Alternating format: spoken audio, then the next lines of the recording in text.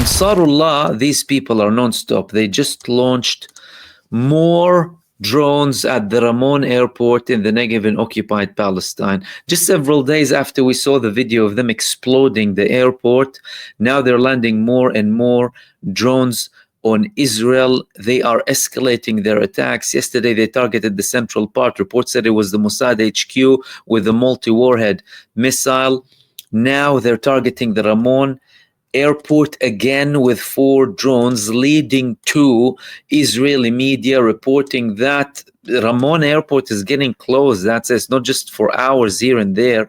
We have to close the airport altogether and prevent anyone from traveling. And again, the Ramon airport was established by Israel as a replacement airport for Ben Gurion after the Palestinian resistance started to reach Ben Gurion with their own developed missiles, only of course for the Palestinian resistance to shock Israel with a missile that can reach up to 250 kilometers when they attacked the Ramon airport. Of course, after Israel finished the whole operation, the Palestinian resistance waited for them to finish and then to show them.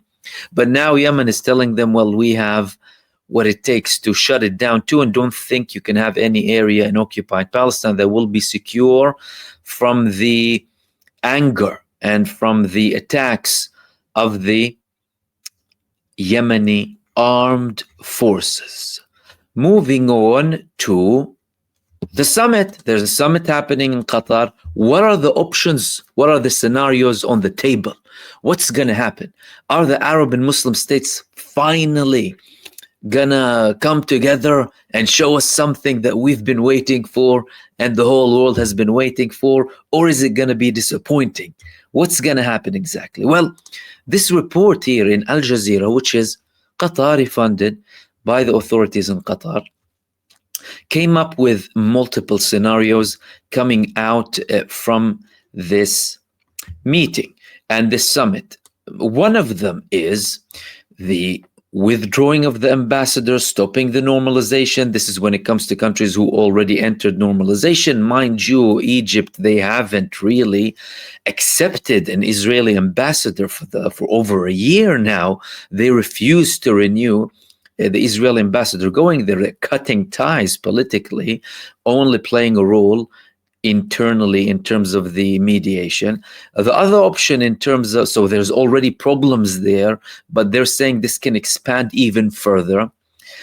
Severing economic, trade and cultural ties, international campaign to condemn Israel, pressure on Israel's allies, activating the joint Arab and Islamic defense. This is where things get a little bit more tricky. Now, in relation to the previous options, especially economically and politically, let's put it straight. The Arab and Muslim countries, they did not use all of their leverage against Israel. They didn't use all of their leverage with the allies of Israel. Therefore, there's a lot to do there. But what happens if the summit says, hold on a second, we need to support or form a defense organization, a joint military, like what Egypt has been promoting? What is Israel going to do then? If any country is attacked, we're going to attack Israel. Well, it didn't stop there, guys. They also said that they are studying giving a mandate to Doha and Cairo for more political support. Such a decision will also raise the ceiling on resistance conditions and possible support for the resistance, especially after the Islamic and Arab world has consistently abandoned it over the past 3 years. Whoa, what do we have here? We have some reflection happening here from the Arab countries. This is Al Jazeera, ladies and gentlemen. This is Qatar. They're saying we've abandoned the resistance and we're studying on how we can actually support the resistance. This is a huge shift. If the Palestinian resistance was armed by all of the Arab countries, instead of just relying on smuggling and self-sufficiency and Iran, they're going to be supported by the Arab and Muslim states officially. Why? Because they're in line, of course, with international law. Hello, good morning, wake up, everyone. The Palestinian resistance is legit by international law. UN resolution supporting them and their right to resist Israel by any means necessary. The UN, not me sitting here saying that.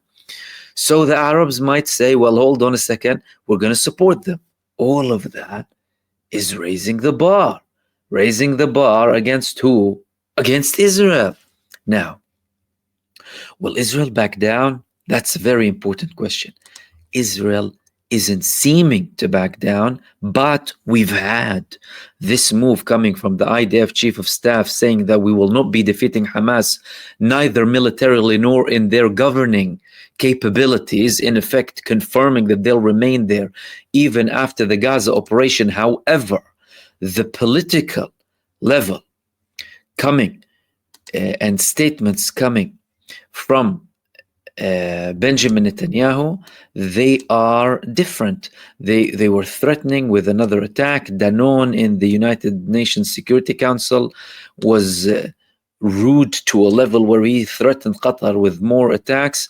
But it's not just about Qatar now, and that's why this meeting is so important. It's about Egypt, it's about Turkey, it's about other countries too.